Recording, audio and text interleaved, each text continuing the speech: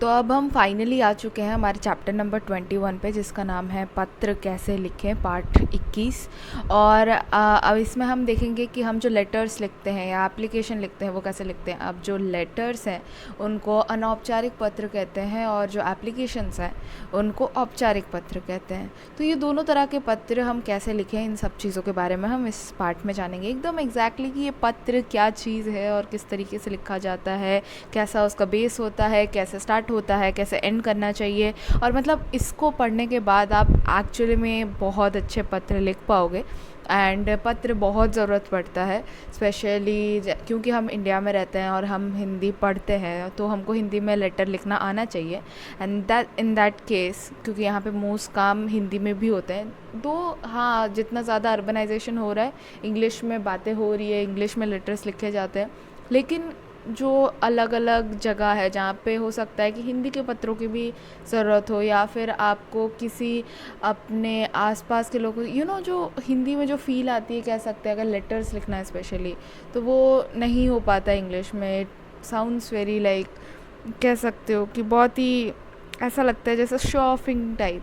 But जो आपका वो जो बचपन की भाषा है और आप उस औपचारिकता में अगर बात कर पाते हो तो वो आपको बहुत ही अच्छा लगता है। तो उसी सब के बारे में है जो, तो आइए पढ़ते हैं। आजकल जब कोई घर से बाहर जाता है तो घर वाले कहते हैं कि फ़ोन ज़रूर कर देना कि ठीक ठीक पहुंच गए। पर जहां फ़ोन की सुविधा ना हो तो कोई क्या करे? जी हाँ, पत्र लिखकर अपनी खैरियत घर वालों को बता सकता है। वैसे अपने मन में उठ रहे भावों विचारों को अपनों तक पहुंचाने के लिए पत्र लिखने और अपनों के लिखे पत्र पढ़ने का आनंद ही कुछ और है। इन्हें कभी भी पढ़ा जा सकता है और कितनी ही बार पढ़ा जा सकता है। तो मोस्टली इस डिजिटल दुनिया में आप नॉर्मली मैसेजेस कर सकते हो, कॉल कर सकते हो, लेकिन अगर सोचो कहीं पे नेटवर्क नहीं है, फ़ोन की सुविधा नहीं है, तो आप क्या कर सकते हो? आप ऑब्वियसली एक लेटर लिख सकते हो।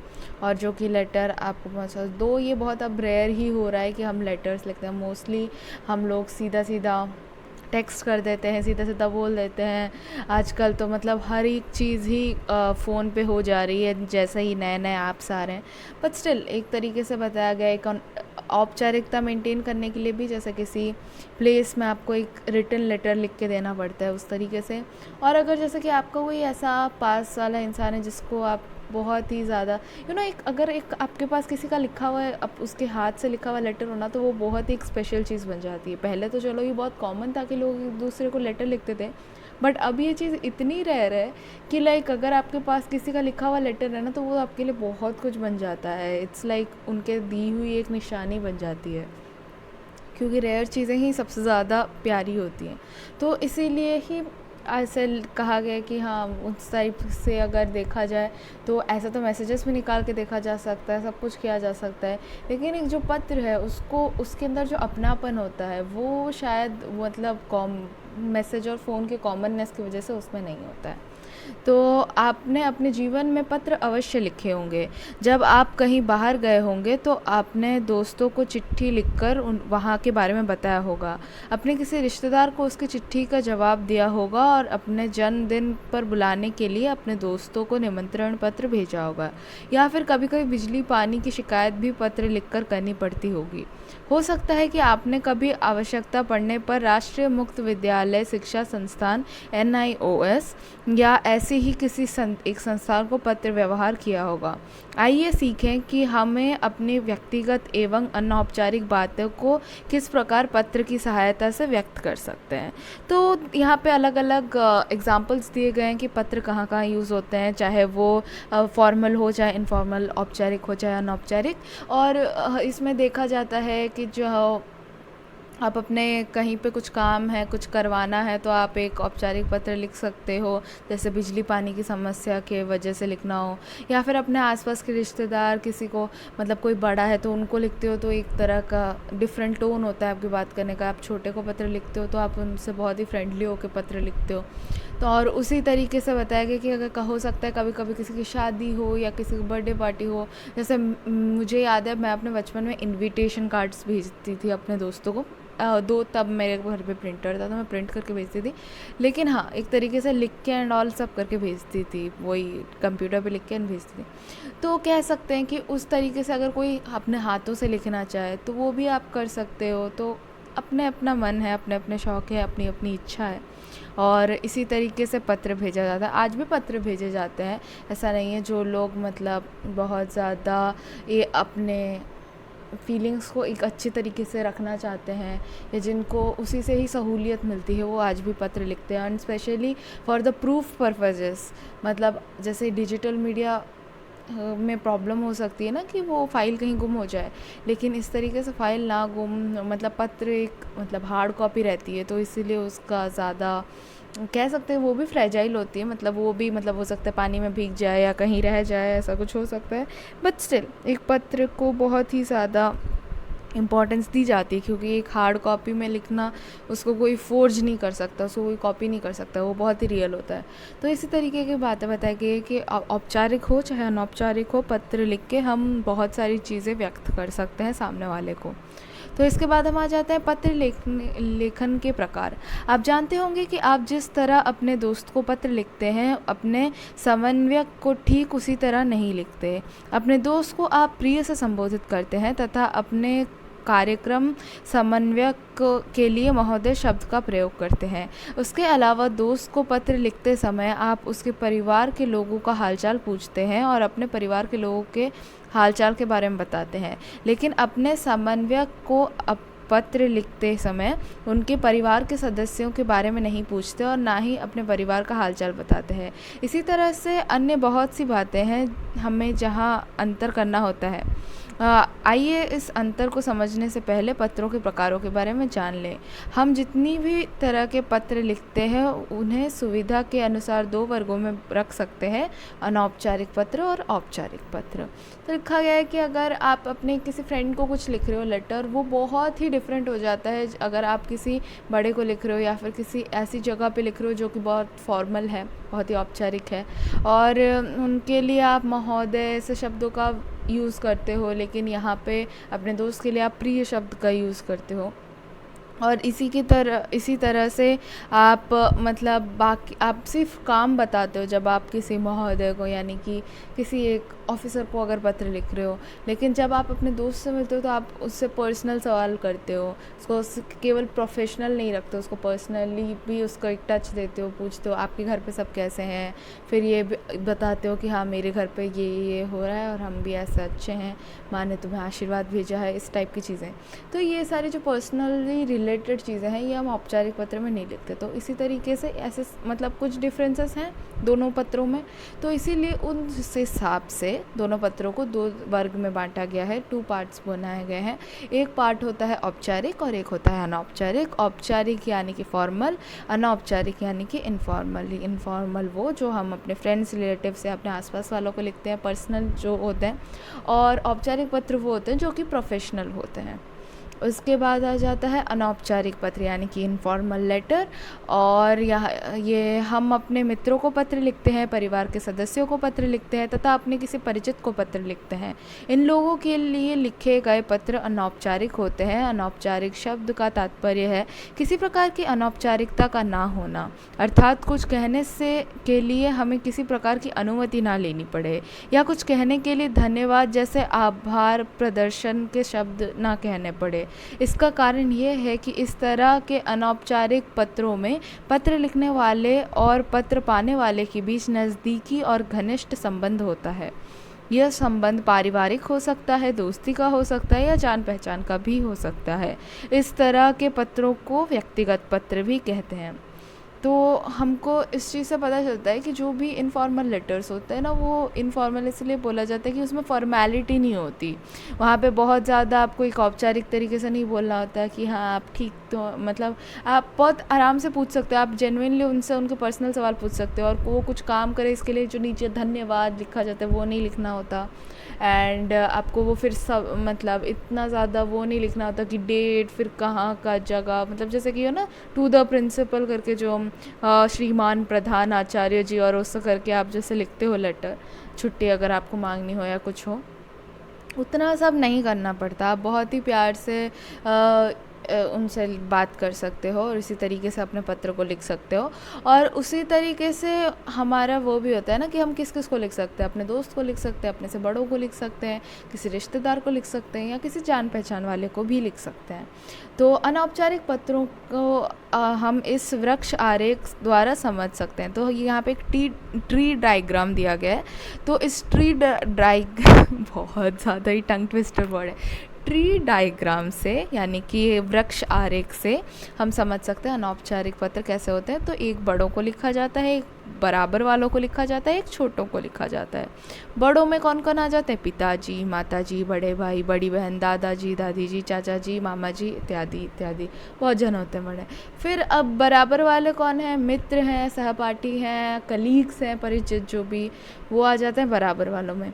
उसके बाद जो छोटे होते हैं वो संबंधी, कोई परिचित है, आपसे कोई छोटा है, किसी का बेटा है, कुछ है, आपके किसी दोस्त का बेटा है, या फिर आपका कोई भतीजा है। तो इस तरीके से आपसे जो भी उम्र में छोटा है और आप उसको जानते हो, उसी तरीके से उसको पत्र लिखे जाते हैं। ये सारे व्यक्तिगत पत्र के उदाहरण हैं। और जैसे कि हमने पढ़ा था कि अनौपचारिक पत्र को व्यक्तिगत पत्र यानी कि पर्सनल लेटर भी बोला जा सकता है। तो यह आप जान गए हैं कि अपनों की भावनाओं से भरे हुए पत्र को व्यक्तिगत पत्र कहलाते हैं। ये भावनाएं व्यक्ति और सूचनाओं के स्वरूप के साथ बदलती रहती हैं, जैसे कभी खुशी तो कभी गम। और इसी के साथ पत्र की लेखन शैली भी बदल जाती है। पत्र लेखन के शिष्टाचार को ध्यान में रखते हुए इस प्रकार के पत्रों को बधाई पत्र, धन्यवाद पत्र, शुभकामना पत्र, निमंत्रण पत्र और संवेदना पत्र में बांटा जा सकता है। तो बहुत सारे टाइप के पत्र हो सकते हैं, जैसे कि अगर आप शादी वादी तय हो गई है तो आप बधाई दोगे, लेकिन अगर किसी की मृत्यु हो गई है तो आप उसको सांत्वना दोगे और संवेदनाशील पत्र लिखोगे।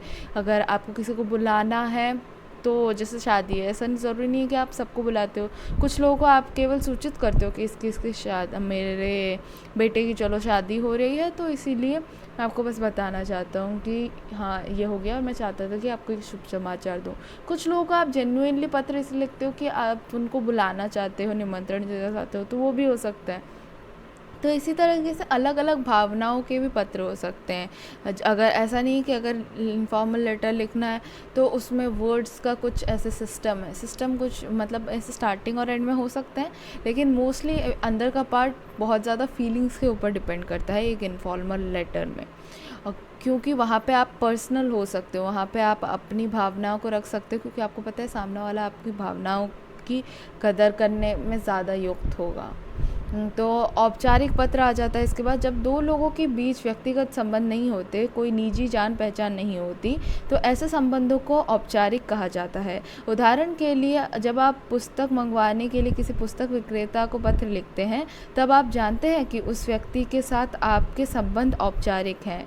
उसे आप किसी निश्चित उद्देश्य से पत्र लिखते हैं। और किसी प्रकार जब आप बैंक मैनेजर को पत्र लिखते हैं और सफाई अधिकारी को पत्र लिखते हैं, तब भी आपका पत्र लिखने का कोई खास उद्देश्य होता है। ऐसी स्थिति में पत्र पाने वाले व्यक्ति महत्वपूर्ण नहीं होता, उसे पदाधिकारी महत्वपूर्ण होता है। तो बेसिकली यहाँ पे मेन पूरा बताऊँगी, बट ये पदाधिकारी का मतलब है जो उस पद पे बैठा है, जो उस पद का अधिकारी है, वो ज़्यादा इम्पॉर्टेंट होता है मोर देन कि वो लेटर कौन पा रहा है। मतलब कि वहाँ पे नाम मैटर नहीं करता, वहाँ पे उसका जो प्रोफेशन है वो ज़्यादा मैटर करता है। आपके कोई प्रिंसिपल है, सोचो आपके प्रिंसिपल का नाम है जगन समथिंग, तो आपके लिए ये इम्पोर्टेंट नहीं है कि वहाँ पे कोई जगन बैठा है या बाद में कोई सुनीता बैठी है। तो प्रिंसिपल की सीट जो है ना वो इम्पॉर्टेंट है, इसलिए आप हमेशा लिखते हो श्रीमान प्रधानाचार्य जी, ना कि श्रीमान जगन या श्रीमती सुनीता, ऐसा कुछ। ठीक है, तो इसी तरीके से फिर आगे हम पढ़ते हैं कि वास्तव में आप किसी सूचना, समस्या या अन्य किसी मुद्दे को लेकर इन्हें पत्र लिखते हैं और सिर्फ उसी विषय पर बात करते हैं। यह औपचारिक पत्र या तो कार्यालय के कामकाज से संबंधित होते हैं और व्यावसायिक होते हैं। तो बेसिकली ऐसे पत्र जो कि आप पर्सनल नहीं होते, मियरली प्रोफेशनल होते हैं, क्योंकि वो इंसान उस जगह पे बैठा है या फिर आप एक जगह पे बैठे हो, इसीलिए आपको पत्र लिखे जा रहे हैं या आपको कुछ बताना है आपके कस्टमर को। तो बहुत ही प्रोफेशनल सा जो रिलेशनशिप होता है उसमें आपकी पर्सनल लाइफ की कोई गुंजाइश नहीं होती है, उस टाइप के लेटर्स को हम कह सकते हैं कि ये औपचारिक पत्र हैं या फॉर्मल लेटर्स हैं या एप्लीकेशंस हैं। क्योंकि जैसे कि हम स्कूल्स में लिखते हैं तो वो एप्लीकेशन वो सब चीज़ें हो जाती है, हम जॉब पाने के लिए कुछ लिखते हैं तो वो भी एप्लीकेशन हो जाता है। तो मोस्टली हम वो कंपनी के नाम पे लिखते हैं, और हम एक अगर किसी उधर के सर या मैम जिसको भी लिखते हैं तो हम उनको वैसे ही मतलब रेफ़र करते हैं। हम ये नहीं बोलते उनके नाम से, उनको ज़्यादातर नहीं बोलते, हम उनको सर या मैम इस टाइप के नाम से संबोधित करते हैं। और इसी तरीके से हम बात भी केवल सब्जेक्टिव रखते हैं, मतलब हमारा जो सब्जेक्ट है, हमने जिस मुद्दे को लेकर उनसे बात करने के लिए इस पत्र को लिखा है, अपनी मतलब प्रॉब्लम है या कुछ कोई तरह के अपने से रिलेटेड, जैसे अगर आपको किसी को रिव्यू देना है या कुछ भी जो प्रोफेशनल बात है उसको सामने वाले के सामने रखने के लिए वो पत्र लिखा है। इसलिए आप ना तो वहाँ पे पर्सनल होते हो, ना ही सामने वाले से कोई पर्सनल सवाल पूछते हो, वो बहुत ही प्रोफेशनल होता है वहाँ पे। दुकानदार, प्रकाशकों तथा कंपनियों के लिखे जाने पत्र व्यावसायिक पत्र कहलाते हैं। ऐसे पत्रों का संबंध व्यक्ति के व्यवसाय से होता है। जो पत्र किसी एक कार्यालय द्वारा अन्य कार्यालय भेजा जाता है उन्हें कार्यालय पत्र कहते हैं। किसी कार्यालय द्वारा किसी व्यक्ति को और किसी व्यक्ति द्वारा किसी कार्यालय को भेजे गए पत्र भी इसी कोटि में आते हैं। तो हो सकता है कोई गवर्नमेंट का कुछ काम हो, तो आपको अगर आप एक कस्टमर हो या फिर आपको सोचो कि आपका मतलब आपके घर पे किसी की डेथ हो गई और उनसे आपको पैसे मिलने वाले थे क्योंकि आप उनके हेयर हो, मतलब आप उनके बाद आप वो पैसा आपको मिलना चाहिए था। तो आप क्या करोगे कि आप जाओगे गवर्नमेंट में, वहाँ पे बोलेंगे कि आप एक लेटर लिख दीजिए आपको पैसे, फिर हम पैसे दिलवाने की कार्रवाई शुरू कर देंगे। तो आप वहाँ पे लेटर लिखोगे वो उस डिपार्टमेंट को, और वो डिपार्टमेंट हो सकता है कि आपका काम हो जाए या जो भी है, तब आपको राइट बैक करे। वैसे बहुत मुश्किल होता है कि गवर्नमेंट में काम कराया जा सके, बट ठीक है। तो उसी तरीके से कार्यालय टू कार्यालय भी, जैसे कि एक डिपार्टमेंट है फाइनेंस डिपार्टमेंट से, अभी सोचो डिफेंस डिपार्टमेंट में अगर कोई लेटर जाता है कि फाइनेंस अभी नहीं है डिफेंस मतलब इस लड़ाई के लिए, तो आप ये कीजिए वो कीजिए, इस टाइप का कुछ जैसे अगर उनको कन्वे करना हो, तो वो जिस टाइप का लेटर लिखते हैं उसको कहते हैं ऑब्वियसली कार्यालय पत्र, या मतलब वर्क से रिलेटेड होता है ना, तो इसलिए उनको कार्यालय पत्र कहा जाता है। व्यावसायिक यानी कि कुछ भी बिजनेस लेटर है, कुछ भी लेन देन की बात चल रही है, उसी टाइप के जो लिखे गए पत्र होते हैं उन्हें व्यावसायिक पत्र कहा जाता है। अब औपचारिक पत्र किस तरीके के होते हैं? व्यावसायिक पत्र, कार्यालय पत्र और आवेदन पत्र या प्रार्थना पत्र। आवेदन और प्रार्थना का मतलब एप्लीकेशन होता है, ठीक है। तो पुस्तक विक्रेता, बैंक मैनेजर आदि को द्वारा एक दूसरे को लिखे गए पत्र, ये सारे आ जाते हैं व्यवसायिक में, क्योंकि एक तरह का व्यवसाय किया जाता है वहाँ पे दो जनों के बीच। उसके बाद कार्यालय संस्था, मतलब एक जगह से दूसरी जगह अंदर ही अंदर, या फिर कोई मतलब वहाँ पे पैसों का कुछ ज़्यादातर लेना देना नहीं होता है, वैसे मान के चलो, तो वो कार्यालय पत्र होता है। फिर आवेदन पत्र या प्रार्थना पत्र वो जो होता है जो अधिकारी को लिखा जाता है। आप स्कूल में लिखते हो, आप कॉलेज में लिखते हो, आप कहीं नौकरी पाना चाहते हो तो वहाँ पे एक एप्लीकेशन लिखते हो। तो इसी तरीके की जगह पे जो जो लेटर्स लिखे जाते हैं उनको उस टाइप को पत्र कहे जाते हैं।